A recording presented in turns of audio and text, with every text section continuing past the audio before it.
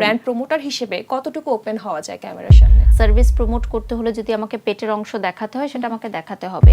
কিছুদিন আগে আপনি স্ট্রেস মার্ক রিমুভ করছিলেন, তো এটা নিয়ে অনেক সমালোচনা হয়েছে যে কেন হচ্ছে এরকম মানে ওপেন হয়ে যা আপনি করব সেটাই সমালোচনা, যেটাই করবেন আপনি সেটাই সমালোচনা, যে কেন এরকম ওপেন হয়ে আপনি আসলে ক্যামেরার সামনে আসলেন। আসলে একটা ব্র্যান্ড প্রমোটার হিসেবে কতটুকু ওপেন হওয়া যায় ক্যামেরার সামনে?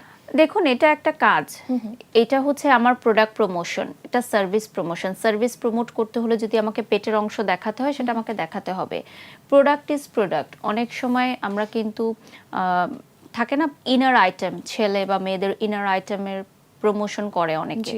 সুস্থ জীবন, সুন্দর পৃথিবী, স্যানিটারি প্যাড, এটা আমরা প্রমোশন করতে চাই না, বা অনেক সময় ব্র্যান্ডরা বলে যে এটা প্রমোট কিভাবে করবা, কেউ করতে চায় না প্রমোট। কেন? এটা প্রমোট না করার কি আছে? মেয়েদের পিরিয়ড এটা খুবই নর্মাল একটা বিষয় না, এটা তো লুকোনোর কিছু নাই বা হাইড করার মতো কিছু নাই। ইনফ্যাক্ট আমার মেয়েকে আমি বলবো যে প্রত্যেকটা মায়ের উচিত এটা তাকে ট্রেন করা, স্কুল কলেজেও জানানো, এটা কোনো ট্যাবু না।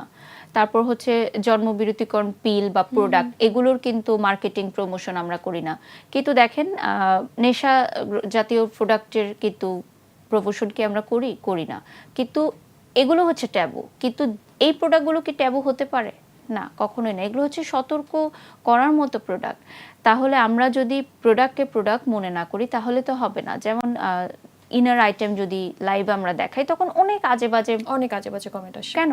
ইনার আইটেম তো প্রোডাক্ট, আমরা শোরুমে গিয়ে কিনছি, এটা মেয়েদের একটা নেসেসারি। এবং এই আইটেমটা যদি আমরা নোংরা পড়ি তাহলে এখান থেকে ক্যান্সারের মতো গুরুত্বপূর্ণ মানে রোগ হতে পারে, ভয়ঙ্কর রোগ হতে পারে। তাহলে এই জিনিসগুলো কেন আমরা প্রমোট করব না? যেমন স্ট্রেস মার্ক, যেটা আপনি বলছিলেন যে আমি পেট দেখিয়ে স্ট্রেস মার্ক রিমুভের করেছি, কিন্তু যেই অ্যাস্থেটিক সেন্টারের প্রমোশন আমি করেছি ওদের ওখানে ওরা জায়গা দিতে পারেনি, এত পরিমাণ মানুষ এসেছে ঢাকার বাইরে থেকে, হাজব্যান্ডরা ওয়াইফদেরকে নিয়ে এসেছে যে আমার ওয়াইফের এরকম স্ট্রেস মার্ক সে অনেকদিন ধরে রিমুভ করতে চাচ্ছে।